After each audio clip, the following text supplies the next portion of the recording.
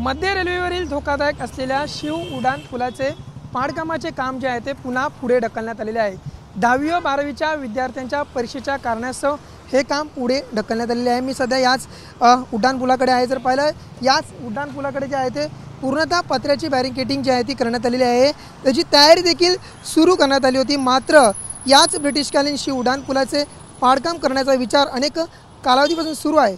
20 जानेवारी 2024 रोजी पाडकाम करण्याचे ठरवण्यात आले। मात्र लोकप्रतिनिधी आणि स्थानिक नागरिकांनी काम पुढे ढकलण्याची विनंती केली।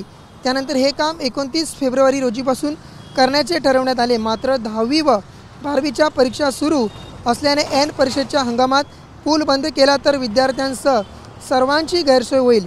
शिव माटुंगा कुर्ला व लगतच्या परिसरात अनेक शाळा असून परीक्षा केंद्र आहेत।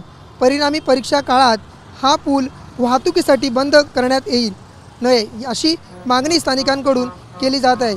दरम्यान 29 फेब्रुवारीपासून पूल बंद केला जाणार होता आणि त्यानंतर पुलाचे पाडकाम हाती घेतले जाणार होते। मात्र आता विद्यार्थ्यांच्या परीक्षेच्या कारणास्तव पुलाचे काम पुढे ढकलले आहे।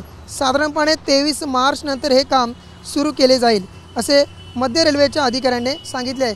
त्यामुळे जर पाहिलं की आता याच पुलाचे जे काम आहे ते पाडकामाचे काम जे आहे ते पुढे 1 महिना जे आहे ते ढकलण्यात आलेले आहे। कॅमेरासन कमलेश डोंगरेसह अविनाश माने, TV9 मराठी, मुंबई।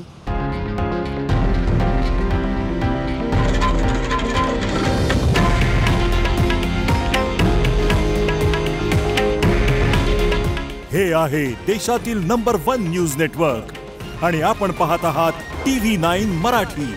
काळजी तुमची, हित महाराष्ट्राचं।